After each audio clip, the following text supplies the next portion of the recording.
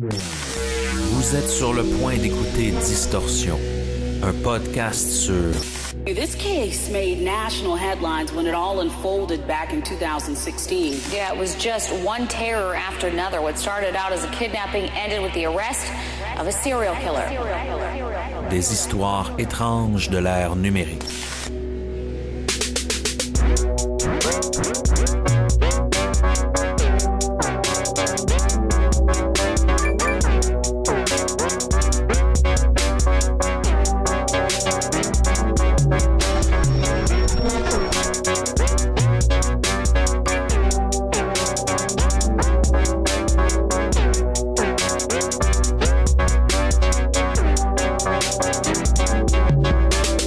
En 2016, un couple de la Caroline du Sud disparaît et en même temps, un mystérieux utilisateur d'Amazon laisse des avis troublants sur des produits en vente. En plus de cela, un des membres du couple publie d'étranges messages sur Facebook peu après sa disparition. Les traces numériques nous mènent peu à peu vers un agent immobilier du nom de Todd Kollep. Ce que les enquêteurs vont découvrir sur sa propriété les marqueront à jamais. Suivez-nous dans une des histoires les plus tordues que nous ayons jamais racontées. Sébastien Lévesque, comment ça va ce soir? Ça va très bien, et toi, Émile Gauthier? Ça va très bien parce que, imagine-toi donc, c'est notre 101e épisode. Donc là, on est parti. Là, faut arrêter de se taper dans le dos en se disant qu'on a fait 100 épisodes. Là. C'est bien cool, mais là, il faut en faire 100 autres, de ce que je comprends. Et là, sache qu'on est plus proche du 200e que du premier. Oui, t'as raison. Oui, on s'enlève les pieds du pouf. Et là, toute une histoire. Vous avez été, plusieurs à nous suggérer cette histoire-là. L'histoire de Todd Kollep. On préfère pas trop vous en dire parce que vous allez voir, c'est une histoire avec de multiples rebondissements. Quand on est tombé là-dedans, vraiment, c'est devenu un rabbit hole incroyable. Oui, ça n'a pas de bon sens. Il y a tellement de rebondissements, il y a tellement de traces numériques aussi. Vous allez voir que, justement, certains trucs qu'on fait en ligne peuvent parfois se retourner contre nous. Oui. Puis, je crois que même les enquêteurs se seraient jamais attendus à avoir un dénouement comme cela. Donc, suivez-nous au travers de cet épisode-là. J'ai pas le choix de mettre un trigger warning. C'est quand même assez difficile. On parle de séquestration, de torture, de viol. On n'en parlera pas trop, mais ça fait partie, entre autres, des éléments, malheureusement, qu'on retrouve dans cette histoire-là. Mais pour passer au travers, Seb, qu'est-ce qu'on boit cette semaine? On boit une Benelux. On boit la Cactus de New England IPA de Benelux qu'on adore. C'est une IPA à l'apparence trouble, dotée de houblon fruité et d'une faible amertume. Elle est excellente, 6%. Et sur la canette, c'est écrit qu'elle est juteuse et qu'elle goûte les fruits tropicaux. Donc, ce qui est vrai, elle est vraiment bonne. C'est une bonne bière d'été, mais qu'on boit quand même en hiver parce qu'il fait froid aujourd'hui, je vous le dirais. Oui, shout out Benelux. On sait qu'on a des distordus qui y travaillent. Oui. On a aussi un review 5 étoiles. Ah, mais avant toute chose, de qui nous vient cette tournée de bière, Seb? Oui, c'est de Véronique Jean. Donc, shout out. Merci beaucoup, Véronique. Donc, vous pouvez faire comme elle et aller sur notre site web et nous offrir une tournée de bière pour remplir le fridge. Surtout, on a un plus gros fridge maintenant dans notre nouveau studio. Donc, n'hésitez pas à nous envoyer une tournée de bière. Donc, merci à toi, Véronique. Je poursuis vers ma lancée de tout à l'heure avec une review 5 étoiles sur Apple Podcast qui nous vient d'un certain ou d'une certaine Cyclosof. Et elle est de Suisse, elle est de Suisse. Et on nous dit « La Suisse vous écoute. Merci pour votre travail fouillé. C'est toujours avec un grand plaisir qu'on découvre vos nouveaux épisodes. Continuez, faites-nous frissonner, étonnez-nous et faites-nous rire aussi. Bravo les gars. » Shout out à la Suisse. On sait aussi effectivement qu'on a quelques auditeurs et auditrices dans le coin. Pourquoi pas un jour aller faire un tour en Suisse? Tellement. J'adore cet endroit-là. J'y suis jamais allé. Puis pour moi, c'est comme un peu mythique. Il y a quelque chose de mystérieux de la Suisse. Je sais pas pourquoi. Bref. Aller skier dans les Alpes, magasiner des montres de luxe. Oui, aussi. Qui sait? Aussi, on veut donner un gros shout-out à nos membres Patreon. Sachez que pour les abonnés Oui Monsieur, dans l'after show de cet épisode-ci, on va prendre ça un peu léger. Hein? On est à la fin de l'année 2022, au moment où on l'enregistre, bien sûr. Certains vont découvrir l'épisode au début 2023, donc on vous souhaite tous une bonne année 2023 en passant. Mais puisque c'est un peu un tournant d'année, on voulait faire un after show un peu plus spécial en revenant sur nos meilleurs contenus, je dirais, de 2022. Nos meilleures séries télé, nos meilleurs podcasts, meilleure musique aussi, pour apprendre à nous connaître un peu. Donc, aux abonnés Patreon, au forfait Oui Monsieur, vous avez accès à l'after show et à l'autre forfait, en fait, au forfait Distordu, vous avez accès à tous nos épisodes en avance. Donc, merci encore de nous encourager. On est déjà à la mi-saison ou presque, Seb. Oui, autour de ça, là. Oui, exact. Ben oui, donc ça passe vite. Mais bon, on vous réserve quand même encore quelques surprises. Oui. Là-dessus, Seb, est-ce qu'on est prêt à se lancer dans l'histoire terrifiante du Amazon Review Killer? Oui, mais juste avant, on doit vous dire un petit mot au sujet de notre partenaire Manscaped, le leader mondial du rasage des parties intimes. Manscaped vient de lancer leur 4e génération de Performance Package au Canada et en Europe. Ce pack ultime comprend la Lawn Mower 4.0, qui est un rasoir conçu spécialement pour les parties intimes avec une lame en céramique, la technologie Skincare et une lumière en LED, qui en plus est waterproof, donc on peut l'utiliser sous la douche. C'est vraiment la Cadillac des rasoirs, ou je devrais plutôt vous dire que c'est la Tesla des rasoirs, parce que se raser sous la douche avec un rasoir électrique qui n'est pas waterproof, c'est un plan pour vous retrouver comme sujet d'un de nos prochains épisodes. En plus de cela, dans le Performance Package, on retrouve le Weed Whacker. Ça, c'est le rasoir pour les oreilles et les narines, en plus d'un déodorant et d'une lotion pour les bijoux de famille. Aussi, évidemment que l'hygiène corporelle ne fait pas de discrimination. Donc, vous pouvez utiliser les produits Manscaped, peu importe votre sexe ou votre genre. En plus de tout ça, Émile, Manscaped vous offre 2 cadeaux d'une valeur de 75 $, c'est-à-dire une paire de boxeurs anti-irritation ainsi qu'une magnifique trousse de voyage pour tous vos produits. Vous allez vouloir les amener partout. Profitez de 20% de réduction et de la livraison gratuite avec le code promo DISTORSION sur manscaped.com. Vos bijoux de famille en ont vu de toutes les couleurs l'année passée, alors prenez soin de vous avec les meilleurs outils grâce à Manscaped et le code promo DISTORSION. Oh oui! Là-dessus, Seb, sommes-nous prêts à attaquer l'épisode d'aujourd'hui? Oui, monsieur! Et madame? Nous sommes en 2016 dans l'État de la Caroline du Sud aux États-Unis, dans le comté de Anderson. Quelque chose n'allait pas et elle le savait. Je vous parle de Joanne Chifflett, en fait, qui n'avait pas eu de nouvelles de son fils, Charles David Carver, depuis le 29 août 2016, date à laquelle elle lui avait envoyé un message pour lui annoncer le décès de l'un de ses acteurs préférés, Gene Wilder. Il lui a répondu à ce moment-là « merde » ou « damn » plus précisément en anglais. Ses autres appels téléphoniques et messages sont restés sans réponse. Au départ, elle pensait qu'il travaillait à First Quality Enterprises, l'usine de fabrication de tissus située dans la ville d'Anderson, aux États-Unis. Ses quarts de travail de 12 heures dans la division de l'impression lui laissaient souvent de l'encre sur les mains et sur les vêtements, et il plaisantait en disant qu'il allait un jour trouver comment utiliser cette encre, puisqu'il était à ses heures perdues, un écrivain amateur. Je trouvais que c'était beau, ça. Oui, c'était plein de poésie. Charles rêvait un jour de voyager et de parcourir le monde. Il était aussi un gros fan de football. Joanne se disait « Il doit être éveillé quand je dors et endormi quand je suis éveillé. Ça doit être pour ça qu'on n'a pas réussi à se parler », se disait-elle. Même s'il avait 32 ans, Charles et sa mère étaient proches et partageaient encore un compte bancaire ensemble. Lorsque son inquiétude a pris le dessus, Joanne a appelé la petite amie de son fils, Calla Brown.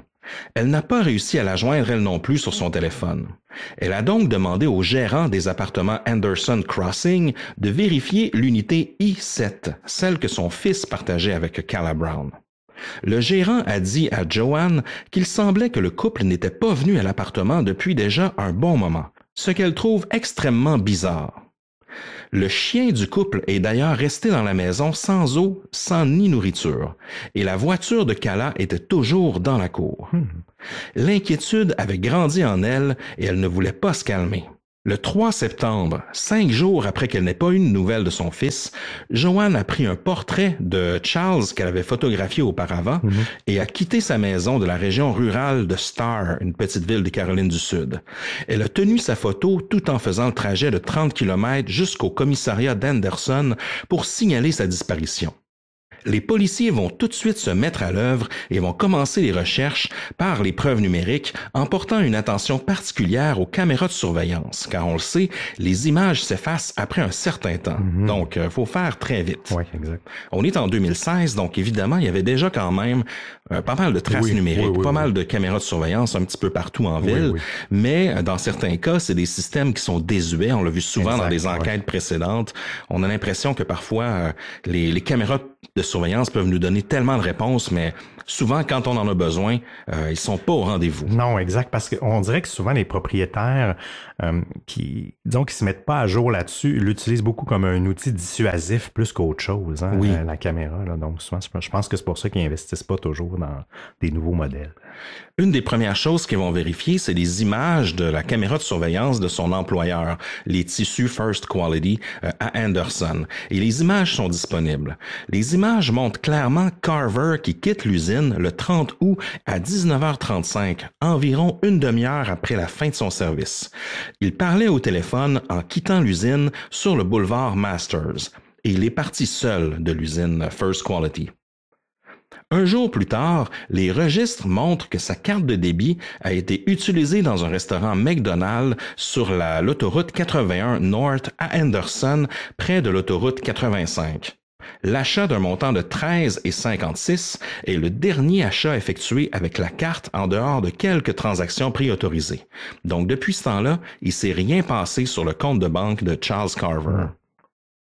Leah Miller, l'amie de Calla Brown, la conjointe de Charles, avait elle aussi signalé sa disparition et a déclaré à la police qu'elle lui avait parlé à Calla pour la dernière fois le 30 août, elle aussi.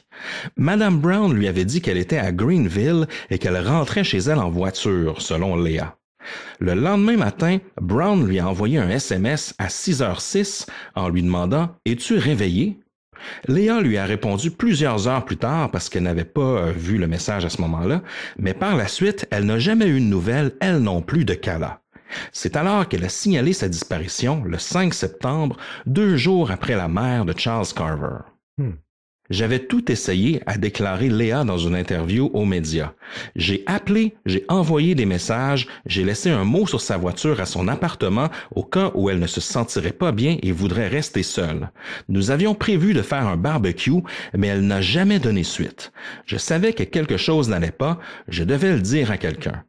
Parce que Calla Brown était reconnue justement pour être assez fidèle dans ses habitudes. Donc, c'est assez anormal qu'elle parte comme ça puis qu'elle donne pas de nouvelles à aucun de ses amis, surtout sa meilleure amie Leah Miller. Je vais revenir un peu sur l'historique du couple. Charles Carver était marié, lui, avant de fréquenter Calla Brown et n'était pas encore divorcé de son ex-femme. La police a parlé à son ex-femme en question, Nicole, pour la première fois le 6 septembre. Elle leur a dit qu'elle avait rencontré son mari sur un site de rencontre en ligne et qu'ils s'étaient mariés finalement en 2014. Elle a dit qu'elle et son mari avaient rencontré Brown l'année dernière par l'intermédiaire de la mère de Brown, Bobby Newsom.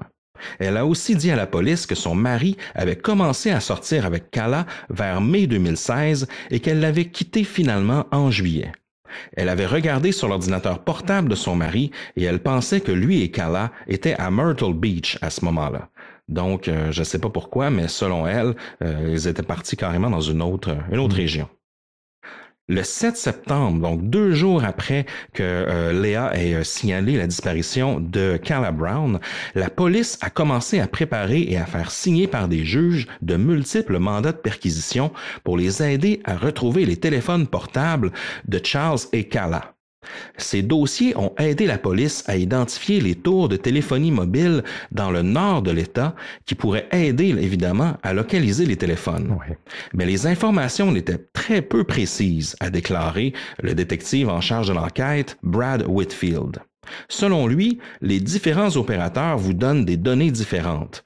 Certaines peuvent vous permettre de vous rapprocher de l'endroit où se trouve un téléphone, mais il est beaucoup plus difficile de le localiser avec précision. De plus, la localisation peut être faussée par des éléments tels que des conditions environnementales, la topographie des lieux aussi et des montagnes, ainsi que les bâtiments. Vous avez vraiment besoin d'informations corroborantes pour vous aider à déterminer l'emplacement des téléphones. Donc, c'est pas justement juste les tours cellulaires qu'il faut croire à 100%, parce qu'il y a plein d'autres éléments traçables sur notre téléphone. Oui, tu as raison. Il y a vraiment plein d'éléments traçables sur les téléphones parce que tu as les applications de chat, tu as un peu tout ça, je pense. Tu as Google, tu as toutes les applications qui te localisent. Mais pour que eux ils puissent y accéder, il faut qu'il y ait accès au téléphone ou au cloud de la personne. Puis ça, c'est deux choses différentes versus avoir, exemple, les relevés de la compagnie de cellulaire. Elle a juste, les appels puis les positions sans plus. Là. Puis c'est vrai que c'est fragile, là, la position, c'est selon c'est au moment justement que c'est arrivé. S'il fait pas beau, c'est vrai que ça peut jouer aussi là-dessus. Là. Donc, mais c'est vrai que c'est souvent les premières données qu'ils ont accès parce qu'on demande aux compagnies de téléphonie. Puis souvent, ils sont très rapides là-dessus. Ils collaborent avec les policiers. Mais c'est vrai que par la suite, si tu veux les données Google Maps, il faut que tu aies accès, faut que tu fasses une demande auprès de Google ou que tu aies accès au téléphone. Dans ce cas-ci, ils les ont pas, les téléphones. Non, parce que les personnes sont disparues. Donc, il faut quelque part s'assurer que ces données-là, les trajets Google Maps ou encore, je sais pas s'ils utilisaient Find My Phone ou des applications comme ça, ou même parfois, c'est des photos stockées dans le cloud avec une métadonnée qui nous indique à un autre endroit, mais tout ça, c'est un peu plus long avoir accès à ça. Donc, effectivement, on commence souvent par les tours de téléphonie. C'est le plus facile pour avoir la position. Exact. Alors que la police commençait à traiter certains relevés téléphoniques et en rechercher d'autres en septembre, elle reçoit de nouveaux appels liés à l'affaire. Une amie de Charles a dit à la police qu'elle recevait des messages étranges de son compte Facebook. La femme affirme que Carver demandait de l'argent pour un médicament afin de l'aider à se libérer de d'autres drogues. Étrange. L'amie de Carver l'a signalé à la police parce qu'elle n'a jamais connu son ami avec des problèmes de drogue. La police a appris que cette femme n'était pas la seule à avoir reçu d'étranges messages Facebook de son compte. Ce type de message n'est jamais bon signe. Charles publiait aussi de drôles de choses, comme par exemple des phrases indiquant que lui et Kala sont safe, sont en sécurité, et des messages aussi un peu cryptiques, comme par exemple « Parfois, je creuse un trou dans la cour arrière pour que les voisins se questionnent. » Ce à quoi un ami Facebook va répondre « Est-ce que c'est ce que tu as fait à Kala et au vrai Charlie? » Donc les gens trouvent ça très louche et se doutent de quelque chose. Oui, parce que les messages publiés sur le compte de Charles sont vraiment pas sur le ton dont il parle parfois. Dans d'autres cas, une certaine Tonya, en fait, qui va publier sur son mur en disant « Where the hell is Kala Brown? » Donc, où elle est Kala Brown? Et Charles va répondre Kala est avec son mari Charles, donc c'est comme s'il parlait à la troisième personne. Donc tout de suite les gens se demandent à qui je parle, qu'est-ce qui se passe, pourquoi est-ce que on n'a aucun contact avec elle, ce à quoi le certain Charlie va répondre « Elle veut pas avoir de contact avec vous. » Les gens qui doivent savoir qu'on est OK, là je vous parle tout croche parce que je traduis live, mais les gens qui ont besoin de savoir qu'on est OK le savent. En fait, c'est comme s'il avouait carrément que c'était pas lui qui était aux commandes de son compte Facebook. Là, c'est vraiment bizarre. Ouais, exact. Un peu plus d'une semaine plus tard, ils ont obtenu accès au compte Facebook des deux Carver. Mais la police a reçu les enregistrements Facebook de Brown, Kala, sa blonde, le 14 octobre, donc une semaine plus tard. À peu près au même moment, Easel, l'inspecteur principal sur l'affaire, a reçu un drôle de tuyau anonyme, selon lequel Brown était enterré sur une ferme de 100 acres à Spartanburg, mais rien de plus pour confirmer le sérieux de l'affirmation qu'il avait reçue. En parcourant les données Facebook de Kala Brown, Easel a fait une découverte. Selon ses notes, Elle a trouvé de nombreuses communications sur le fait que Brown et son petit ami Carver rencontraient un certain Todd Kohlhepp à sa résidence dans le village de Moore et que Kohlhepp les amenait dans une propriété en fait pour travailler à l'extérieur sur le terrain pour la journée, contre quoi ils recevraient un salaire. Plus les détectives faisaient des recherches sur Kohlhepp, plus ils découvraient d'éléments. Ils découvrent entre autres qu'il possède 95 acres de terrain dans les zones près des tours de téléphone cellulaire investiguées par les détectives. Il s'agit en plus de la dernière zone où une communication sortante a été faite par le couple avec leur appareil. Les détectives sentent qu'ils sont sur une piste. Le 2 novembre, les inspecteurs de la police d'Henderson ont rencontré à nouveau les adjoints du bureau du shérif du comté de Spartanburg. À ce moment-là, ils estimaient avoir suffisamment de preuves pour justifier l'exécution d'un mandat de perquisition sur la propriété de Kohlhepp, la propriété de 95 acres, qui est près de Woodruff. Oui, parce que Todd Kohlhepp, c'est important de le dire, on va rentrer un peu plus dans les détails de sa vie, mais il y a comme 2 terrains avec 2 propriétés dans 2 villages différents. C'est des petits villages. On vous parle de plein de villages, mais c'est plein de petits villages ruraux situés dans la même région, là, dans le comté de Henderson. Et en fait, il y a une demeure principale, je crois, à Moore, et il y a aussi un autre terrain de 95 acres, en fait, près de Woodruff, qui est une autre région. Mais c'est relativement près, là, l'un de l'autre. Oui. Les enquêteurs des 2 agences ont élaboré un plan. Le détective Easel d'Henderson, de la ville d'Henderson, et 2 enquêteurs du bureau du shérif se rendraient à la maison de Kohlhepp, qui est située à Moore, à 8 heures le matin le 3 novembre. Au même moment, le détective Whitfield, d'Henderson aussi, se rendrait avec les adjoints du bureau du shérif à la propriété de Woodruff. Ils n'avaient jamais imaginé les découvertes qu'ils allaient faire. Lorsque la première équipe arrive à Moore, ils trouvent Todd Kohlhepp présent à sa maison. Celui-ci est un homme de 45 ans, grand, costaud, qui travaille dans l'immobilier et qui possède 2 grands terrains dans le comté. L'homme ne semble pas du tout au courant de ce qui se passe pendant qu'il se fait cuisiner par les policiers. Il est plutôt coopératif. Lorsque les policiers lui demandent de leur donner son téléphone, il accepte sans hésitation. Lorsqu'on lui demande ce qu'il sait de la disparition de Charles et Calla, il répond étrangement « Ah, vous cherchez la fille ?» Et ce à quoi l'enquêteur répond « En fait, on cherche les 2. Charles et Calla. » Tout est d'ailleurs filmé et disponible sur YouTube. Toutes ces plusieurs interventions, il y a beaucoup d'informations que vous pouvez retrouver là, de ces éléments-là sur YouTube. Pendant ce temps, l'autre équipe arrive sur le terrain de Woodruff. Il s'agit d'un grand terrain où l'on pourrait faire pousser sans doute des plantations. Mais il n'y a aucune maison sur la propriété, il n'y a qu'une grange et un gros conteneur de 30 pieds en métal dans le fond du terrain. Quand ils entrent dans la grange, ils trouvent un genre de dortoir avec plusieurs choses qui clochent. Tout d'abord, une grosse chaîne épaisse est attachée au pied du lit. Pas le genre de chaîne là, pour des petits fantasmes kinky. Là. Lorsqu'ils entrent dans la salle de bain, ils trouvent des cheveux roux dans la poubelle, alors que Todd a les cheveux très courts et bruns. Quand les enquêteurs passent près du conteneur métallique, ils entendent des coups retentir comme si quelqu'un frappait sur le mur dans le fond du conteneur. Puisqu'ils ont un mandat, ils ne se gênent pas pour ouvrir le conteneur, mais ce ne sera pas une mince affaire. Il y a 5 différents cadenas pour permettre d'ouvrir la porte. Les enquêteurs sont équipés pour la tâche et finissent par en venir à bout. Ils trouvent à l'intérieur Calla Brown, enchaînée par le cou, au fond du conteneur, dans le noir, sans aucune fenêtre, sur un lit à chien. Ils trouvent aussi une grosse cage dans le conteneur, un peu comme ce qu'on retrouve là, chez les plongeurs qui font de l'observation de requins. Ouais, c'est comme plus gros, on dirait qu'une cage pour chien habituelle. Je ne sais pas où est-ce que trouver ça. Là. Non, exact. Il s'agit véritablement d'un donjon bien organisé et bien protégé qui n'était pas prêt d'être découvert de sitôt. Calla est mince, pâle et très faible physiquement, mais elle est tout de même très calme, posée et fonctionnelle. Et elle est surtout en vie, en fait. Oui, exact. Et ces images-là sont frappantes, Seb. Incroyable. Vous pouvez les voir. La première fois que j'ai vu ça, moi, c'était sur TikTok, en fait. Okay. C'est des images troublantes. Là, on voit les policiers entrer.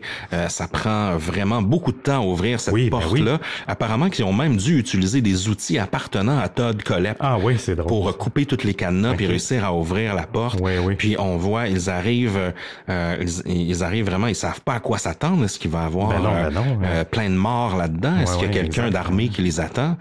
Donc, c'est à toute surprise là, qu'ils retrouvent Kala Brown au sol, qui, justement, est dans un piteux état quelque part, mais elle a une grande lucidité même. Oui. On va en parler un petit peu. Kala, comme tu dis, fait preuve d'une immense force et courage lorsqu'elle est questionnée par les policiers. On sent que ça fait longtemps aussi qu'elle attend ce moment-là. Lorsque les policiers lui demandent où est situé Charles, elle leur répond tout de suite que Charles a été tué par balle par Todd, qu'il a été placé dans la pelle d'un tracteur et enterré sur sa propriété.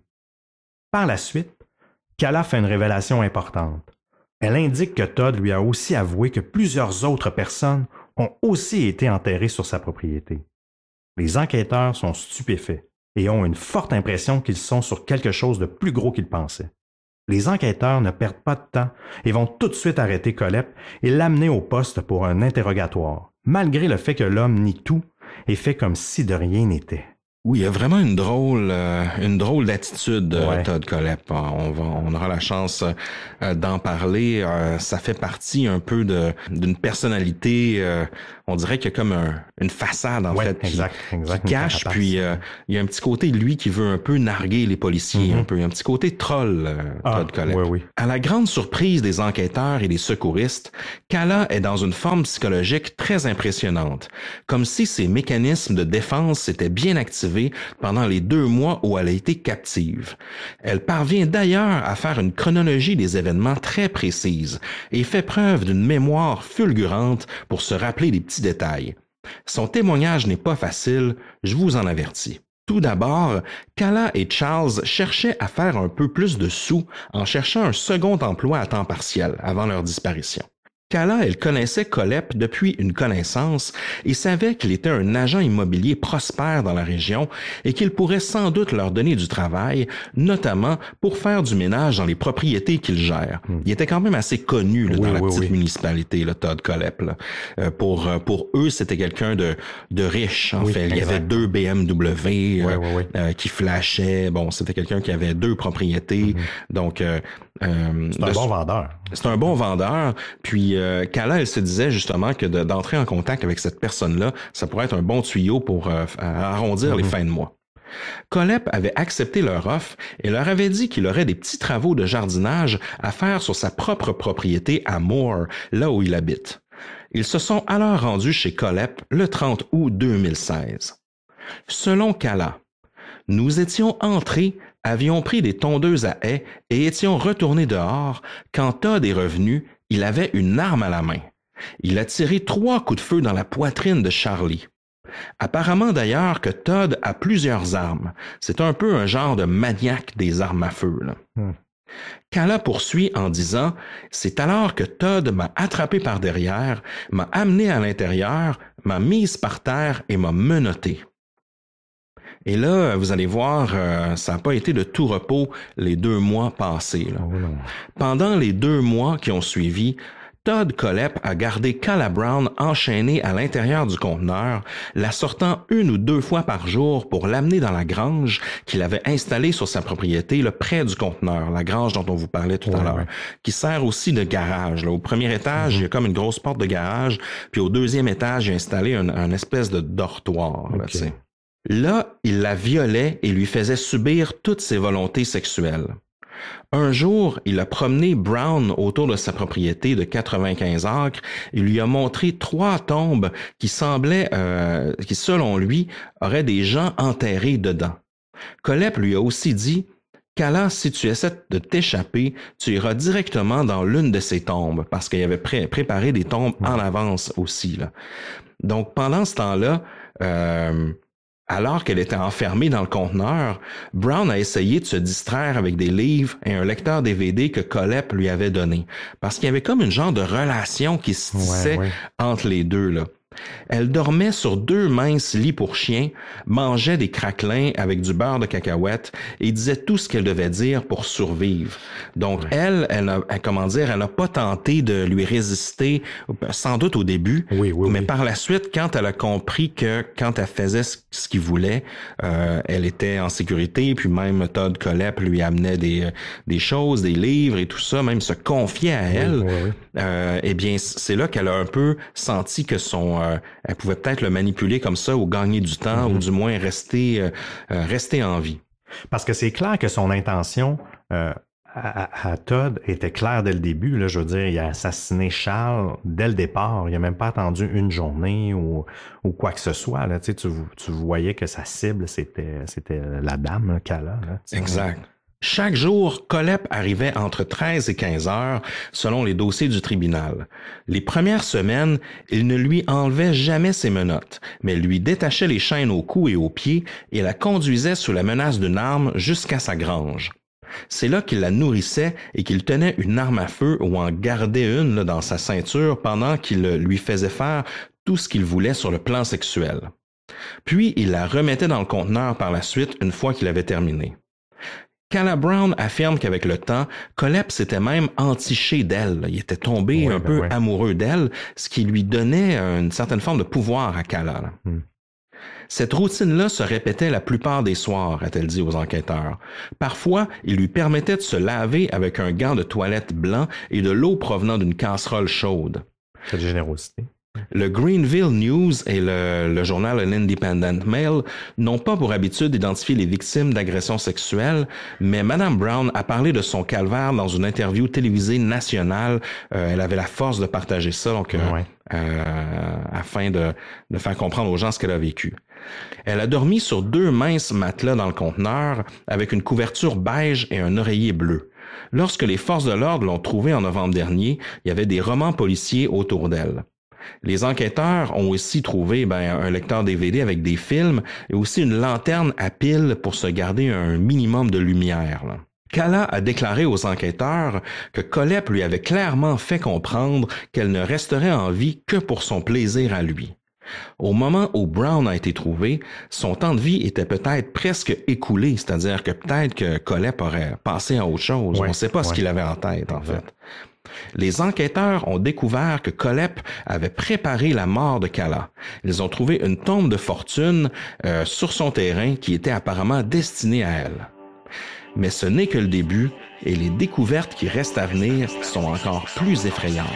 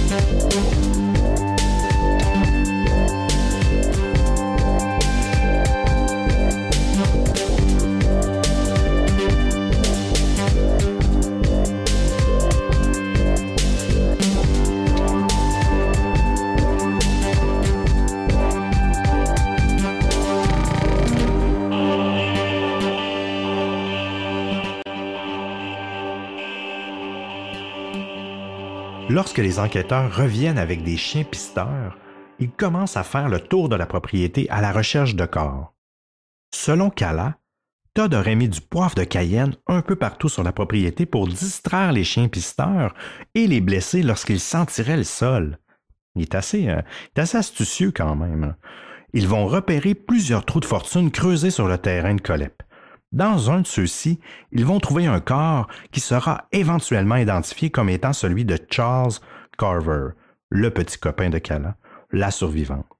Ils confirment par le fait même qu'il portait les mêmes vêtements que le jour de sa disparition et qu'il a bien été atteint par des projectiles d'armes à feu. Ils ont réussi à l'identifier grâce à un tatouage sur son épaule. La voiture du couple sera aussi découverte sur la propriété de Kollep, poussée dans un ravin et camouflée sous des branches d'arbres. Todd Kollep est alors officiellement arrêté pour meurtre et il aura à subir un interrogatoire rigoureux. Ils vont trouver une tonne d'armes à feu de toutes sortes dans la maison, assez même pour fournir une milice. Il a véritablement une obsession avec les armes. Il y en a dans chaque pièce. Les policiers vont aussi saisir son ordinateur et ses appareils numériques, dont son téléphone cellulaire. C'est là qu'ils vont se rendre compte qu'il avait de drôles de comportements sur les réseaux sociaux. Todd semble être un adepte des théories de la conspiration et il utilise souvent sa page Facebook pour chialer contre le gouvernement et la société en général. En explorant les diverses connexions qu'il a eues, on se rend compte qu'il s'est lui-même connecté au compte de David Carver et c'est en effet Colep qui a publié les trucs louches dont on vous a parlé tout à l'heure, que les gens ont reçus depuis sa disparition. Ouais. Il a ainsi nui à l'enquête et a causé de la distraction qui a fait perdre un temps précieux aux enquêteurs. Oui, puis les gens en plus se demandaient ce qui se passait. Ben oui. C'était vraiment, vraiment bizarre. Ben oui, c'était bizarre. Là, on va vous parler d'une autre facette étrange de Todd, qui lui vaut d'ailleurs son surnom, car c'est son habitude de donner des avis sur des produits sur Amazon.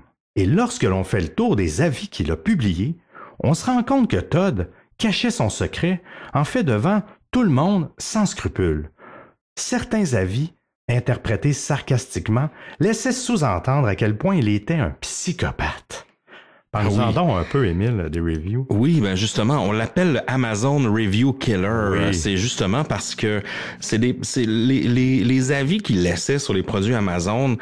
En fait, lu hors contexte, ça peut faire rire. Oui, quelqu'un va lire ça parce que, par exemple, il y a une petite pelle rétractable. Oui. En fait, une review qu'on retrouve datant du 13 septembre 2014 où il dit, par exemple, là, je vous traduis de l'anglais. Je le garde dans la voiture quand j'ai besoin de cacher des corps et lorsque j'ai laissé la grosse pelle à la maison.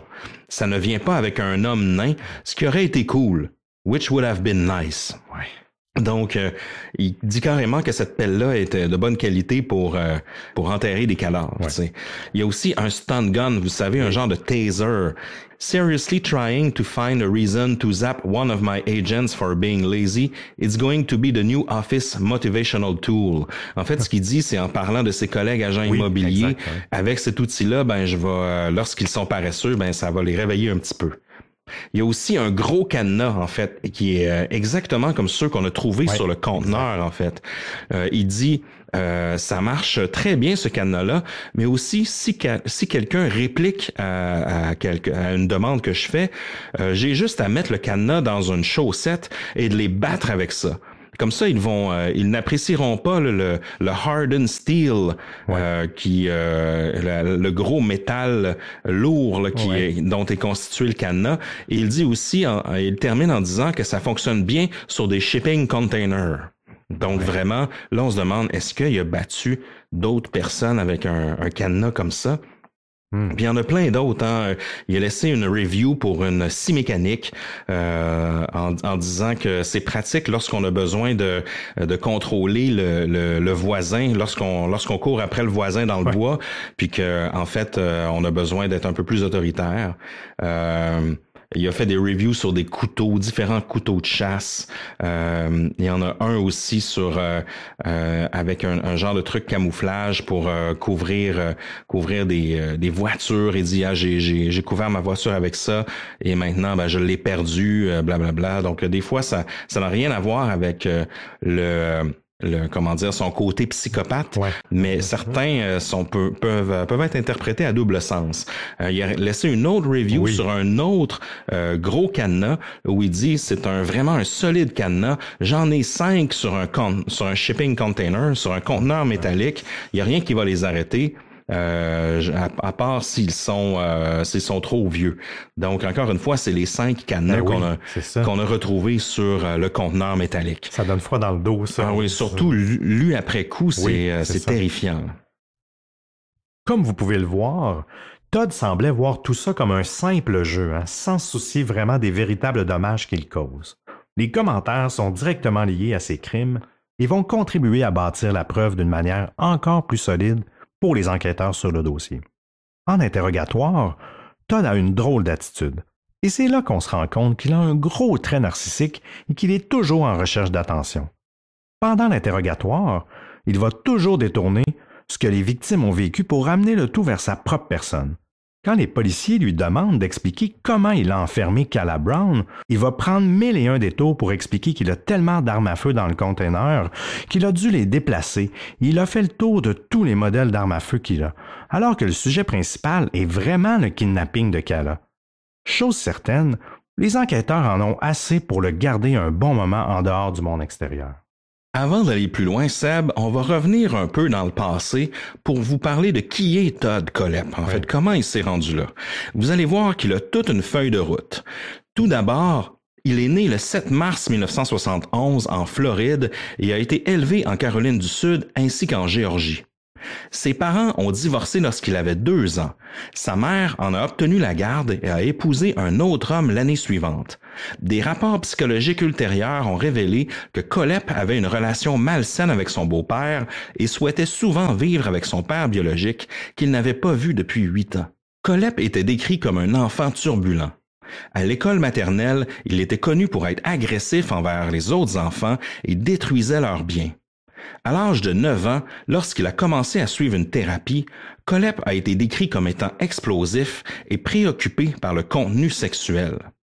Il a également fait preuve de cruauté envers les animaux, tirant sur un chien avec un pistolet à billes et tuant un poisson rouge avec de l'eau de javel. Dans la psychologie moderne, la cruauté envers les animaux est considérée par de nombreux universitaires comme un trait commun du jeune individu psychopathe. Ben oui. Je vois que tu ris un peu quand j'ai dit ça, Seb. Ben, c'est le poisson dans le tuer de poisson rouge avec de l'eau de javel. Je dois avouer que quand j'étais jeune, quand j'ai eu mon poisson, je me suis posé la question si je mettais de l'eau de javel, comment il réagirait. Je l'ai pas fait, là, puis j'ai pas allé plus loin dans mes. Mais quand j'ai lu ça, je me suis demandé, crime, je suis un psychopathe. Mais ça a été ma seule expérience de réflexion, de réfléchir à un comportement contre un animal. Là. Mais je pense que j'avais 7 ans. Là, mais, On va garder un œil là-dessus, Seb. Oui, s'il vous plaît. Comme dans le cas de Kohlhepp, certains peuvent en arriver à faire du mal à des êtres humains à l'âge adulte. En fait, on l'a vu souvent, la cruauté envers les animaux peut mener vers autre chose, comme dans le cas de Magnotta, par exemple.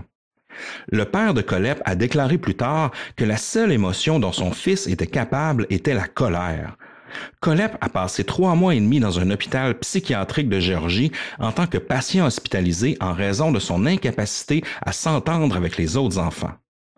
Finalement, en 1983, Kohlhepp a été envoyé vivre avec son père biologique en Arizona après la séparation de sa mère et de son beau-père. Il prend alors le nom de famille de son père et commence à travailler dans la région. Il a également hérité du passe-temps de son père, c'est-à-dire la collection d'armes, et lui a appris à faire exploser des choses et à fabriquer des bombes.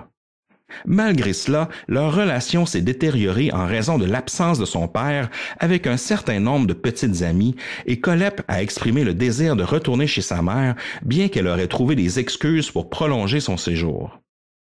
Le 25 novembre 86, Kohlhepp, alors âgé de 15 ans, écoutez bien ça, a kidnappé une jeune fille de 14 ans à Tempe, en Arizona. Il l'a menacée avec un revolver de calibre 22, l'a ramenée chez lui, l'a attachée, lui a scotché la bouche et l'a violée. Il avait 15 ans. Ensuite, il l'a raccompagnée chez elle et a menacé de tuer ses jeunes frères et sœurs si elle parlait à quelqu'un de ce qui s'était passé. Ça n'a pas de bon sens. Kohlhepp a été accusé d'enlèvement à l'époque, d'agression sexuelle et d'avoir commis un crime dangereux contre des enfants. En 87, il a plaidé coupable pour l'accusation d'enlèvement et les autres accusations ont été abandonnées. Il a été condamné à 15 ans de prison et enregistré comme un délinquant sexuel. Selon les dossiers judiciaires, Kohlhepp a été diagnostiqué comme souffrant d'un trouble de la personnalité borderline, personnalité limite aussi qu'on dit en français, et avait un QI de 118 apparemment, ce qui était considéré comme supérieur à la moyenne. Il a déménagé en Caroline du Sud après sa libération en 2001. En août 2001, dans la même année, Kohlhepp est libéré de prison après avoir purgé 14 ans et s'installe en Caroline du Sud où vit sa mère. Pendant son incarcération, il a fréquenté et obtenu une licence en informatique au Central Arizona College. De janvier 2002 à novembre 2003, il a travaillé comme graphiste pour une entreprise de Spartanburg. Il a commencé à étudier au Greenville Technical College en 2003. Kohlhepp a été transféré à l'Université de Caroline du Sud l'année suivante et a obtenu en 2008 un diplôme de bachelier en sciences de l'administration des affaires et en marketing. Donc, il a quand même réussi, après son incarcération, à poursuivre ses études, là, ce qui est assez rare chez un psychopathe comme ça. Là. Oui, exact. Ben, tu vois que c'est pas juste une question de QI, mais tu vois que c'est quelqu'un qui a une facilité à l'école aussi, là, parce qu'il a enchaîné plusieurs choses. C'est là que le cerveau, hein, tu vois comment que c'est séparé certaines cases là, qu'on peut dire. Le gars, c'est un gars très, très brillant. Il fait des hautes études de toutes sortes, de différents domaines, puis en même temps, c'est un complètement fou qui a des pulsions, qui est pas capable de stopper, là, j'imagine, quand tu te rends là. Non, c'est vraiment un personnage, un des personnages les plus particuliers qu'on a parlé à Distorsion, je trouve. Bien qu'il soit inscrit au registre des délinquants sexuels, Kohlhepp a pu obtenir une licence immobilière le 30 juin 2006 après avoir menti sur l'accusation du crime dans sa demande. À partir de là, il a construit une entreprise qui comptait une douzaine d'agents à son service. Il avait été reconnu comme l'un des meilleurs agents immobiliers de la région de la Caroline. Le cabinet a été fermé à la suite de son arrestation. Kohlhepp a également acquis une licence de pilote privé et plusieurs propriétés hors de l'État. En mai 2014, il a acheté le près de 100 acres, la propriété dont on vous a parlé, de terrain situé dans une zone à 14 km, en fait 9 miles, de la communauté de Moore pour 305 000 $. Il a ensuite installé une clôture autour de la propriété qui lui a coûté quand même 80 000 $. Une grosse propriété. Une cliente qui a vendu sa maison à Kohlhepp se souvient de lui comme d'un homme extrêmement extraverti et professionnel, mais a noté qu'il parlait souvent de ses armes à feu et qu'il faisait parfois des allusions sexuelles subtiles au cours de leur conversation. À l'inverse, une femme qui a aidé l'un des employés de Kohlhepp l'a décrit comme étant colérique et condescendant envers sa partenaire. Un banquier qui travaillait avec Kohlhepp à l'époque a déclaré qu'il regardait souvent des vidéos pornographiques, même au travail. Kohlhepp fréquentait un restaurant Waffle House à Roebuck où son comportement perturbait les serveuses au point que le cuisinier a commencé à prendre les commandes de Kohlhepp à leur place. Selon cet employé, l'une des serveuses était Megan Lee McGraw-Coxey, l'une qu'on va découvrir, quelqu'un qui aura aussi une certaine relation avec Kohlhepp. Todd avait à cette époque une entreprise immobilière florissante et avait acheté un terrain de 95 acres. Carla Brown l'avait contacté pour des offres d'emploi à cette époque-là, en lui proposant de nettoyer ses maisons à vendre, et lorsque on lui a proposé de venir débroussailler sa propriété de 95 acres, elle a accepté en amenant son petit ami Charles. Et c'est alors qu'ils ont disparu dans la nature et se sont retrouvés entre les mains de Todd Kohlhepp. Et ce n'est pas fini, mon cher Seb. Oh non! Vous vous rappelez que Kala avait dit aux enquêteurs, après qu'il l'avait libéré, que Kohlhepp prétendait avoir assassiné d'autres personnes? Imaginez-vous qu'elle disait vrai. Il se vantait même d'avoir un compte d'assassinat qui va au-delà des 3 chiffres. Mais difficile de départager la réalité de la fiction avec lui. Il va tout de même avouer une série de crimes dégoûtants qui vont donner plusieurs réponses aux policiers. Attachez-vous les distordus. En 2003, Scott Ponder, un passionné de moto, travaille dans sa boutique appelée Superbike Motorsport, une entreprise qu'il a fondée 2 ans plus tôt. SBKMS est devenue une sorte de plaque tournante pour les amateurs de moto locales. Donc, en 2003, Noel Lee, un ami de Scott Ponder et client fréquent de la boutique, a appelé le magasin un jeudi matin pour demander s'il pouvait passer et rester un peu de temps. Lorsque Noel est arrivé à la concession moins de 10 minutes plus tard, il a découvert une scène troublante. Scott et Brian Lucas, un employé, gisent dans une mare de sang sur le parking de la concession près de l'entrée du bâtiment. Noël a d'abord cru que les 2 hommes lui faisaient une farce, leur disant de se lever et même leur donnant un coup de pied, en donnant un coup de pied à Brian, avant de se rendre compte que la situation était tout sauf une blague. En entrant dans la concession pour appeler le 911, Noël est tombé sur 2 autres corps. Beverly Guy, une comptable pour la boutique, était sur le sol près de la salle de bain et Chris Sherbert, mécanicien, était affalé sur une moto sur laquelle il semblait avoir travaillé. En quelques minutes, la police est arrivée sur les lieux. L'argent de la caisse était toujours présente, il y avait même une enveloppe au sol contenant des billets de banque. Les enquêteurs ont commencé à suivre des pistes. Un homme et une femme ont été vus près de la concession près de l'heure des meurtres. Tous deux étaient des toxicomanes connus avec des réputations douteuses. Mais si deux toxicomanes à la recherche d'argent ont commis le crime, pourquoi ont-ils laissé derrière eux l'argent et n'ont-ils rien pris? La piste s'est évanouie aussi vite qu'elle est apparue. Les détectives ont examiné la vie des victimes pour essayer de trouver une raison pour laquelle quelqu'un aurait voulu les tuer. Brian, Scott et Beverly ne semblaient pas avoir de problème entre eux ou avec quelqu'un d'autre. Des rumeurs de petite ville ont circulé sur le fait que Chris avait des liens avec le monde de la drogue. Mais après une enquête approfondie sur ces allégations, la police n'a rien trouvé. L'histoire est restée un mystère pendant plusieurs années. Il y a même eu un épisode de Dossier mystère sur le cas en 2014. L'histoire a été très médiatisée à l'époque. Imaginez-vous donc que Todd Kohlhepp a confessé le meurtre des 4 personnes au Superbike alors qu'il était en interrogatoire pour Cala Brown. Ah oui, ça a été une surprise incroyable parce que cette histoire-là, peut-être qu'on en a moins entendu parler ici, mais c'était ce qu'on appelait les Superbike Murders. Ah. Donc vraiment une scène de crime comme ça, sans mobile. L'argent est resté dehors, aucun vol. Ça semble vraiment gratuit. Ça faisait là plus d'une dizaine d'années en fait que les policiers étaient à la recherche d'une réponse sur tout ça. Là. Ah oui, c'est fou.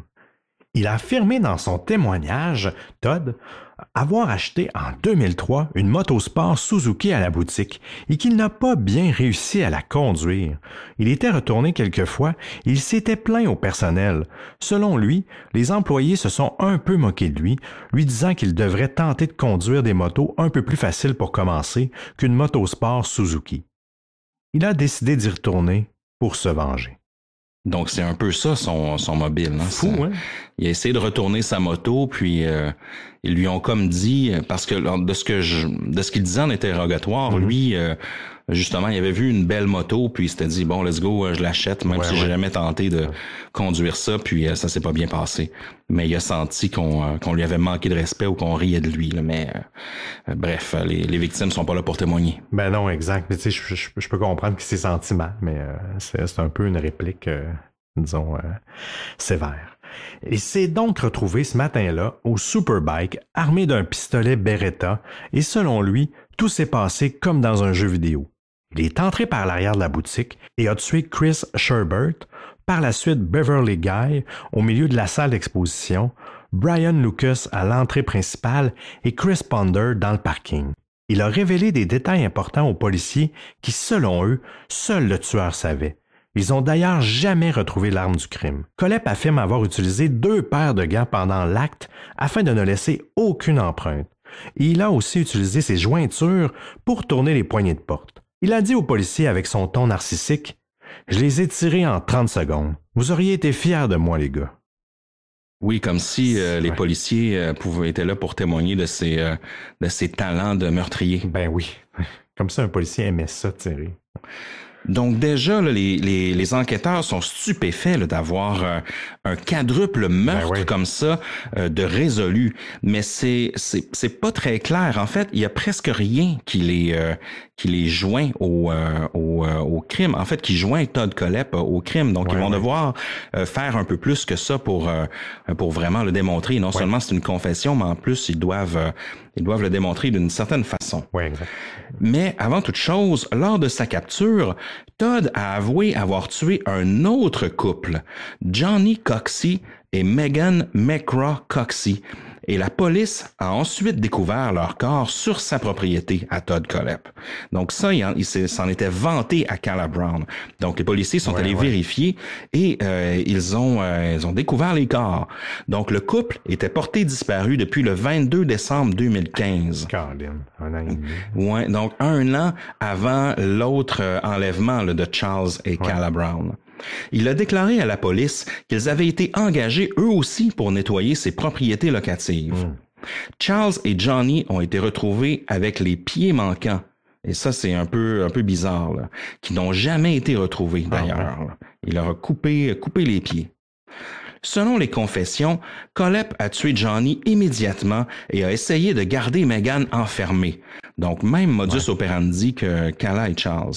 Mais il a dit qu'il l'a tuée après plusieurs jours parce qu'elle a essayé de brûler le conteneur après qu'il lui ait donné des cigarettes en cadeau. Ils auraient été engagés par Kohlhepp pour travailler sur sa propriété, tout comme Calla et Charles. Ils ont été en mesure de confirmer que Megan a été tuée d'une balle dans la tête le 25 ou le 26 décembre, tandis que Coxie, lui, avait été tué une semaine plus tôt d'une balle dans le torse. Joyeux Noël. Selon le coroner du comté, ils ont été identifiés grâce à leurs nombreux tatouages distinctifs. Les parents du couple ont été dévastés d'apprendre que leurs enfants ont subi un tel sort et se sont retrouvés enterrés dans la cour d'un tueur en série. Parce que c'est ça qu'on se rend compte, c'est que Todd Kohlhepp, c'est un serial killer. Ah oui, c'est quel drame. Le tout porte le nombre de meurtres pour Todd à 7, avec Calla Brown, Charles Carver, Johnny et Megan, ainsi que les 4 victimes du Superbike. Kohlhepp a été accusé de 4 chefs d'accusation de meurtre en relation avec les fusillades de Chesney, le Superbike Murders, et d'un chef d'accusation d'enlèvement en relation avec l'enlèvement de Calla Brown. Il a ensuite été accusé de 3 autres chefs d'accusation de meurtre pour les meurtres de Carver et des Coxies, ainsi que d'un autre chef d'accusation d'enlèvement et de 3 chefs d'accusation de possession d'une arme lors de la perpétration d'un crime violent. Donc, c'est quand même un gros dossier. Oui. La prochaine comparution de Kohlhepp était prévue pour le 19 janvier 2017, où l'avocat de Kohlhepp a renoncé à son droit de comparution. Donc, ça s'est un peu arrêté là. Le 26 mai 2017, Kohlhepp a donc plaidé coupable à 7 chefs d'accusation de meurtre, 2 chefs d'accusation d'enlèvement et 1 chef d'accusation d'agression sexuelle criminelle et a été condamné à 7 peines consécutives de prison à vie sans possibilité de libération conditionnelle dans le cadre d'une négociation de plaidoyer qui lui a épargné la peine capitale. Parce que s'il n'avait pas plaidé coupable et qu'il aurait été retenu coupable, c'est sûr qu'il a été exécuté. Oui, dans cet état-là. Là. Donc, solide condamnation pour Todd Kohlhepp, là, à l'image de ses crimes. Bien que sa défense ait juré lors de sa condamnation qu'il n'y avait pas d'autres victimes à trouver, Kohlhepp a depuis admis à plusieurs reprises qu'il y avait au moins 2 autres meurtres. En août 2018, il n'a toujours pas donné les détails aux autorités. Kohlhepp est actuellement emprisonné dans l'établissement correctionnel de Broad River. Dans ses négociations de plaidoyer de culpabilité, il avait négocié de pouvoir parler à sa mère, ce qu'il a fait alors que la conversation était enregistrée. Il lui a dit lors de ce moment qu'elle n'avait pas assez de doigts sur ses 2 mains pour compter tous ses meurtres et que ça allait même jusque dans les 3 chiffres, donc il en aurait fait au-delà de 100. C'est inquiétant, mais en même temps, c'est possible aussi que ce soit son désir d'attention qui parle là, ici, parce que c'est possible qu'il invente plus de crimes qu'il en a commis, sachant que maintenant, il a de l'attention, il a l'attention des médias, puis je sais pas si c'était son but, mais il est un peu reconnu comme étant un des plus grands tueurs en série modernes. Oui, exact. D'une certaine façon. Peut-être que ça nourrit son narcissisme. Il y a une question, Seb, qui perdure dans tout ça, c'est comment est-ce qu'il pouvait se procurer toutes ces armes à feu, en fait? Parce qu'il y avait des armes d'assaut, des armes automatiques, des semi-automatiques, des armes de chasse, des armes de poing, des couteaux. Il y avait vraiment un arsenal vraiment incroyable, parce que c'était un récidiviste, Todd Kohlhepp. Donc, t'es pas supposé là, pouvoir posséder autant d'armes à feu que ça, là, surtout pas des armes d'assaut, là. En fait, imagine-toi donc qu'il passait par un contact qui s'en procurait pour lui, un certain Dustin Lawson. Et ce gars-là, Dustin, en 2018, a plaidé coupable à 36 chefs d'accusation fédérale concernant des armes à feu et a été condamné à 8 ans et 3 mois de prison. Donc, lui aussi a payé pour avoir fourni Todd Kohlhepp en armes à feu. Oui. Tu vois que les Américains, au moins, ils punissent quand c'est fait de manière illégale. Exact. Donc, en fait, Todd Kohlhepp purge actuellement sa peine, puis il ne reverra jamais la lumière du jour, là, selon toutes ses condamnations. Au moins, pour les parents des victimes, la guérison peut maintenant vraiment commencer parce que, il est derrière les barreaux, il a reconnu tous ses crimes. pour ce qui est du cas des Superbike Murders, encore une fois, c'était que son témoignage, en fait. Parce que la seule info qu'ils ont trouvée, ils n'ont jamais retrouvé l'arme du crime. Oui, quand ils ont questionné Kohlhepp à ce propos, il a dit qu'il l'a tout simplement lancé dans un bac à vidange, là, quelques coins de rue plus loin. Puis ça arrive, hein, ils l'ont jamais retrouvé. Ben oui, il est ramassé. Puis... C'est ça. Donc, ils n'ont jamais trouvé une seule empreinte, aucune goutte de sang sur les lieux des Superbike Murders, aucun indice, aucun mobile. Et mais apparemment, l'info que lui seul savait n'aurait pas été dévoilée à ce moment-là. OK. En fait, ce qui le liait à l'établissement, c'est que son histoire de moto, ça a été prouvé. Il y a des registres qui ont été trouvés d'une moto qu'il avait achetée. Il y avait même, et je sais pas si c'est je pense que c'est une arnaque qu'il tentait de faire, c'est qu'il avait même déclaré sa moto volée. Donc, quelques temps après avoir échoué son remboursement chez Superbike, il y a un rapport de police qui a été fait de lui concernant le vol de sa moto. Donc tout ça fait un peu corroborer son histoire. Donc ils ont ils ont sauté sur l'occasion, puis même s'il y a presque rien qui le reliait sur la scène de crime, c'est lui qui a été reconnu coupable de ces meurtres-là, mais ça fait du sens en même temps. Ça me surprendrait que ce soit quelqu'un d'autre. Là. Non, exact. Mais tu vois que c'est quelqu'un qui règle. Tu veux pas avoir de conflit avec lui. Hein? Ben oui. Mais quelle histoire, quand même. Incroyable. C'est... Comment dire? Comment quelqu'un peut faire, encore une fois, pendant tellement d'années... Puis même lui, là, je pensais à Kala pendant tous les 63 jours, je pense qu'elle était dans le container. Je me disais, lui, il faisait ses journées, là, il allait travailler. Il vendait des maisons. Il serrait des mains à longueur de journée. Là. Puis le soir, moi ça, je sais pas comment ils font pour vivre, comment avoir un genre de double personnalité pour, vivre leur quotidien comme si de rien n'était, puis par la suite revenir... Non, c'est un... Tu veux pas que tes enfants tombent là-dessus, hein, sur quelqu'un comme ça. Là. Moi, c'est juste à ça que je pensais. C'est clair. C'est dans une petite ville où il se passe pratiquement rien d'habitude. Donc, encore plus surprenant. Moi, ce que je me demande, c'est comment est-ce qu'on peut empêcher des crimes comme ça, en fait. Tu sais, il y avait tout le profil d'un récidiviste. Les crimes qu'il avait fait, qui avaient mérité 15 ans de prison, c'est des gros crimes. Donc, comment empêcher, en fait, que ça se reproduise des années plus tard? C'est pas évident. C'est difficile parce qu'à un moment donné, on offre une certaine réhabilitation aux gens. On peut pas toutes les... je sais que lui, c'était quand même extrême. Là, est-ce qu'on devrait mettre des bracelets... à tous ces gens-là pour les surveiller, même là, non, je le sais, c'est une question complexe, hein, puis j'ai l'impression qu'on n'arrivera jamais malgré toutes nos bonnes volontés, puis qu'on encadre le système à empêcher tout crime, là. Tu sais, même si on fait tout ce qu'il faut, je pense que il y a des humains trop bizarres, là, tu sais, qu'on peut pas gérer. Tu sais, comment tu veux, il aurait fallu en fait le garder en prison tout le temps, tu sais, mais étant donné qu'il n'a pas tué, donc c'est ça aussi, là, sa peine n'était pas assez grave, entre guillemets, le crime, je veux dire. Puis même le contrôle des armes à feu, tu sais, on voit que même lui détournait le système d'une certaine façon. Oui, en plus. Donc je sais même pas si un certain registre des armes à feu, ou un contrôle plus sévère aurait aidé à l'avoir, lui. Il me semble qu'il aurait toujours réussi à trouver une solution pour arriver à ses fins. Là. Il n'y avait pas besoin d'autant d'armes, en fait.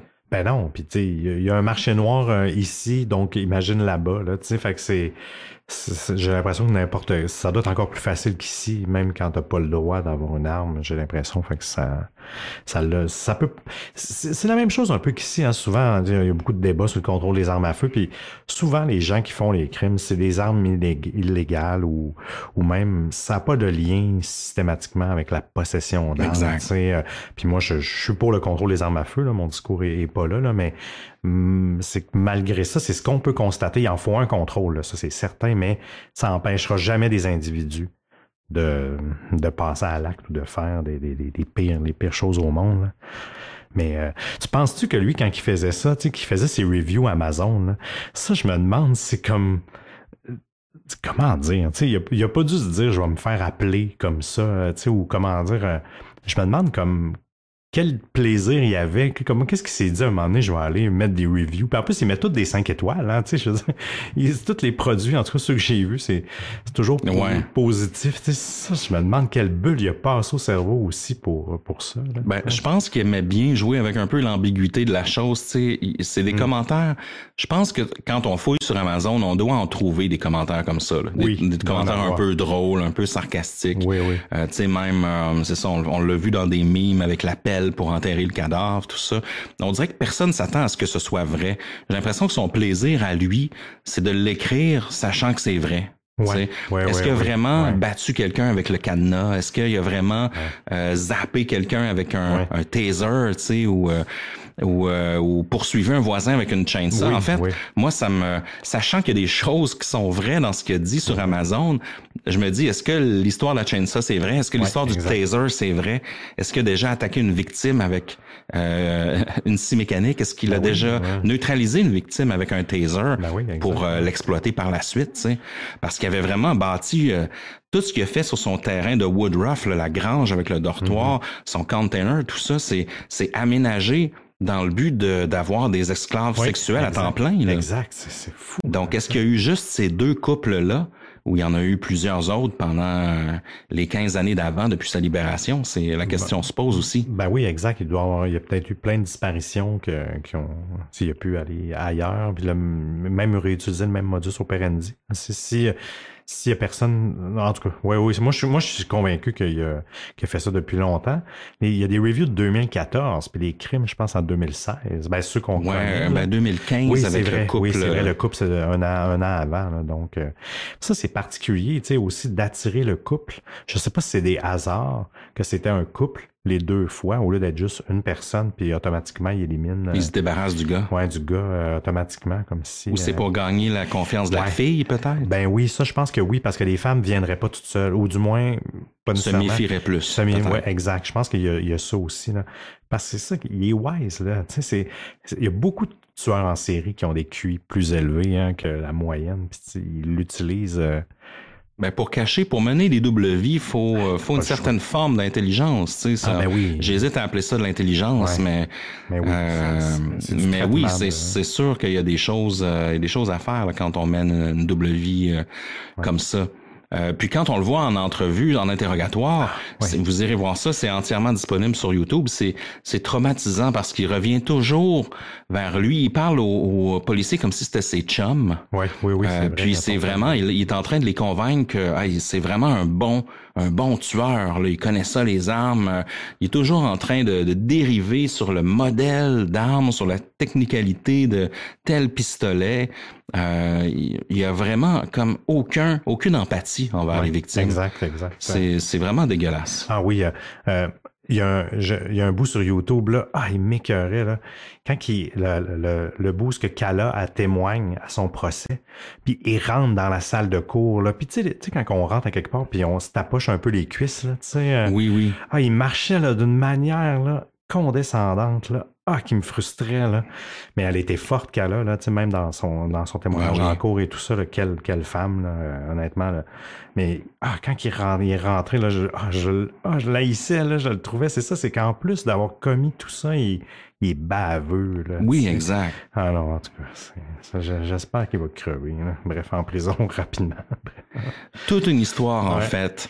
Maintenant, les distordus, c'est à vous de nous dire ce que vous en pensez. On se revoit dans l'after show. Moi et Seb, on va parler de nos coups de cœur de l'année, en fait, de l'année 2022, en contenu, en podcast, en film, en musique, en autres. Donc, on fait ça un petit peu plus léger pour terminer ou débuter la nouvelle année. C'est selon. Vous savez où nous trouver. Sinon, on est partout sur Instagram, sur Facebook, sur Twitter aussi, sur YouTube, sur TikTok aussi.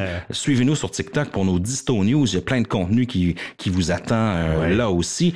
On vous rappelle que Distorsion, c'est créé par moi et Seb. Le montage, exceptionnellement, est effectué par moi-même cette fois-ci.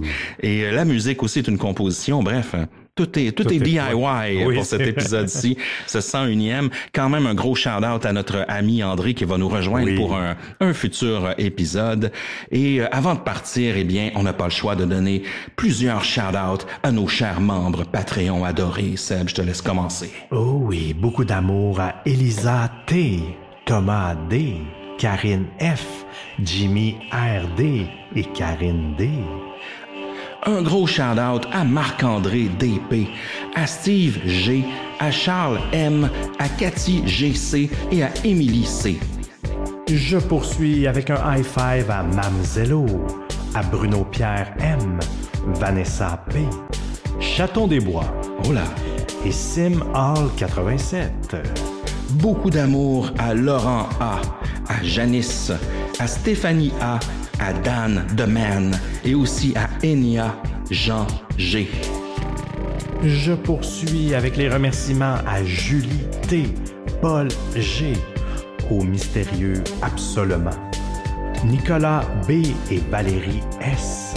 On ne pourrait pas faire ce show sans l'aide de Marie-Christine P, de Gabrielle M, de Joanie P, de Dominique B et de David T.